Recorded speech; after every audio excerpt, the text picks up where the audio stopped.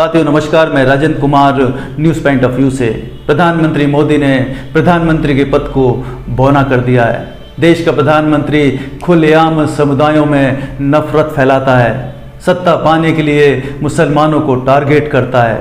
क्या आपको मालूम है कि मुसलमानों की जनसंख्या 2011 की जनगणना के अनुसार 14% थी। आश्चर्य की बात है कि 2024 में 120 करोड़ हिंदुओं को केवल 20 करोड़ मुसलमानों से डरा डरा कर 2 बार सत्ता पर काबिज हो चुके प्रधानमंत्री फिर से वही हिंदू मुस्लिम में खाई पैदा करके तीसरी बार सत्ता पाना चाहते हैं। क्या हिंदू इतने कायर हैं, इतने डरपोक हैं कि सत्ता के लालची नेता मुट्ठी भर मुसलमानों का खौफ हिंदुओं के लिए पैदा कर सकें और हिंदुओं को सुरक्षा देने के वादे के नाम पर वोट पाने की जुगत कर सकें? हिंदुओं को ऐसे नकली पूंजीपतियों के दलालों की बिल्कुल ज़रूरत नहीं होनी चाहिए। हिंदू हैं, कायर नहीं। हिंदू सनातनी शांत होते हैं, भाईचारा चाहते हैं। इसका मतलब नहीं कि कोई तीसरा हिंदुओं का खैर ख्वाह बनकर देश को लूटने की योजना बनाए, देश को तानाशाही की ओर ले जाए, देश की संपत्तियां अपने शुभचिंतक कैपिटलिस्ट को बेच दें। हमारे यशस्वी प्रधानमंत्री का डंका पूरी दुनिया में बज रहा है। जहां देखो उनकी तिकड़मबाजी की हवा चल रही है। अमेरिका के साथ इस शर्त पर रक्षा सौदे किए कि स्टेट गेस्ट बन सकें, बन भी गए। क्या हुआ? दुनिया में छीछा लेदर हुई, जग हंसाई हुई। ये तो रंगे सियार वाली बात हुई ना। जबरदस्ती खुद का सम्मान करवाना किसी बेइज्जती से कम है क्या? अमेरिका को हजारों करोड़ों का धंधा मिल गया और हमारे प्रधानमंत्री को क्या मिला? नकली सम्मान। अंबानी के लिए हिंदुस्तान एरोनॉटिक्स लिमिटेड को साइड में रख दिया और फ्रांस में निर्मित राफेल विमानों का सौदा दिवालिया अनिल अंबानी को दे दिया। अनिल अंबानी को भारत के बैंकों के हजारों लाखों करोड़ रुपए बकाया देना है, लेकिन साहब ने ऐसा मास्टर स्ट्रोक लगाया कि नटवर लाल भी शर्मा जाए। हमारे यशस्वी प्रधानमंत्री ऑस्ट्रेलिया जाते हैं, श्रीलंका जाते हैं, जिस देश में भी जाते हैं वहाँ से अडानी का फ़ायदा करके आते हैं।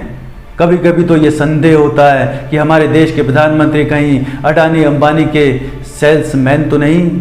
प्रधानमंत्री के मास्टर स्ट्रोक जनता के लिए ब्रेन स्ट्रोक और हार्ट स्ट्रोक से कम नहीं होते। 2016 में देश में नोटबंदी होती है, उससे किसको फ़ायदा हुआ? इसका खुलासा तो सत्ता बदलने के बाद पता चलेगा। लेकिन देश को लगभग 2 लाख करोड़ रुपयों को नुकसान हुआ, 15 लाख नौकरियां गईं, बैंकों का नुकसान हुआ, छोटे मंझले धंधे व्यापार ठप हो गए, सैकड़ों लोगों की जानें गईं और पूरा देश 90 दिन तक परेशान हुआ। एक और मास्टर स्ट्रोक था देश में लॉकडाउन का। गरीब मजदूरों के लिए ये नर्क बन गया था। कोविड से निपटने के लिए हमारे यशस्वी प्रधानमंत्री पूरी तरह विफल रहे।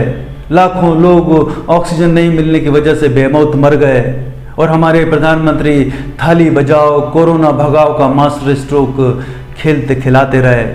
नतीजा क्या हुआ? ऑक्सीजन की कालाबाजारी, दवाइयों इंजेक्शन की कालाबाजारी, जनता पैसे होते हुए भटकती रही और मोमबत्ती की रोशनी और थाली जैसे जुमलों के बीच मरती रही। हमारे प्रधानमंत्री जैसे कपड़े बदलते हैं वैसे ही रंग भी बदलते हैं कि गिरगिट भी शर्मा जाए। झूठ ऐसे बोलते हैं जैसे मक्खन पर छुरी। भ्रष्टाचार पर इतना ओजस्वी भाषण देते हैं कि सुभाष चंद्र बोस भी शर्मा जाएं।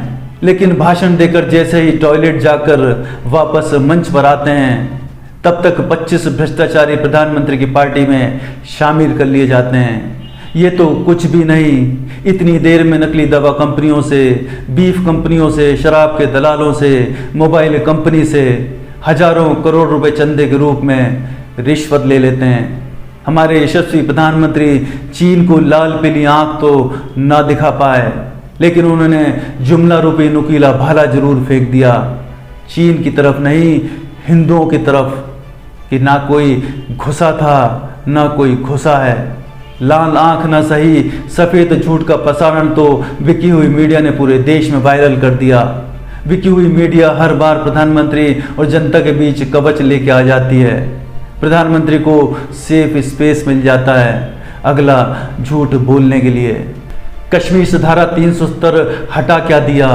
मीडिया और सत्ता के दलालों ने इसका इतना ढोल पीटा कि ढोल ही फट गया। 5 साल से वहां चुनाव नहीं हो सके। एक दलाल ने तो धारा 370 पर फिल्म ही बना दी। खैर ये तो हमारे प्रधानमंत्री की अदाएं हैं, किसी से फिल्म बनवा लेते हैं और किसी को भी इंटरव्यू दे देते हैं। तो धारा 370 के फटे ढोल में से फटी फटी आवाज़ तो आती ही रहती है। लेकिन सोनम वांगचुक ने ढोल की पोल खोल दी कि हमारे प्रधानमंत्री का धारा 370 हटाने का उद्देश्य कश्मीर वासियों की तरक्की नहीं था, बल्कि अपने पूंजीपतियों दोस्तों को फ़ायदा पहुंचाना था। आज उनका दोस्त लद्दाख के पहाड़ों के सीने को खोद रहा है, नदियों को गंदा कर रहा है, कुछ ढूंढ रहा है। इधर सोनम वांगचुक इसको रोकने के लिए पिछले 45 दिन से अनशन कर रहे हैं। लेकिन हमारे प्रधानमंत्री का दोस्त प्रेम वांगचुक के पहाड़ों से भी ऊंचा है और मजबूत है। सोनम वांगचुक क्लाइमेट चेंज के खतरे के बारे में चेतावनी दे रहे हैं, साथ ही ये भी बता रहे हैं कि चीन लद्दाख की ज़मीन पर घुस आया है। लेकिन प्रधानमंत्री सुन ही नहीं रहे, बल्कि सोनम वांगचुक को धमकियां मिल रही हैं कि उनका भी वही हाल होगा जैसा अरविंद केजरीवाल का हुआ। हमारे यशस्वी प्रधानमंत्री के कई किस्से हैं, कहानियां हैं, कितनी बातें करें उतनी कम है। उन्होंने ईडी, सीबीआई, सीआई को और लगभग सभी मुख्य संस्थानों को अपने कब्जे में ले रखा है, जो हमारे यशस्वी प्रधानमंत्री के विरोधियों का सफाया करती रहती हैं। और पालतू मीडिया झूठ को मिर्च मसाला लगा के सनातनी हिंदुओं के समक्ष 24 घंटे परोसती रहती हैं। मीडिया ये नहीं बताती कि 10 साल में 20 करोड़ नौकरी के वादे का क्या हुआ, वो बताते हैं कि पकोड़े तलो। दलाल मीडिया भारत के युवाओं को आलसी भी बताने से नहीं चूकता। जब पूछो कि किसानों की मांगों का क्या हुआ, तो दलाल मीडिया बोलती है कि वो किसान नहीं, खालिस्तानी हैं, गद्दार हैं। जब सुप्रीम कोर्ट ने इलेक्टोरल बॉन्ड के मुद्दे पर स्टेट बैंक ऑफ इंडिया और भारतीय जनता पार्टी को कटघरे में नंगा कर दिया, बॉन्ड को असंवैधानिक करार दे दिया, तो हमारे यशस्वी प्रधानमंत्री कहते हैं कि हमारे कारण ही तो पता चला कि किसने किसको कितना चंदा दिया। ये ऐसा ही कुतर्क है कि कोई डाकू डाका डाले और फिर बड़ी मेहनत करने के बाद पकड़ लिया जाए, उसके बाद बोले कि मुझे धन्यवाद दो कि मैंने डाका डाला, नहीं तो कैसे पता चलता कि पैसा मेरे पास आया। ये तमाम तरह के झूठ, जुमले, जनता के साथ धोखा तब तक चलता रहेगा जब तक जनता धर्म और नफरत की अफीम खा के बेहोश पड़ी रहेगी।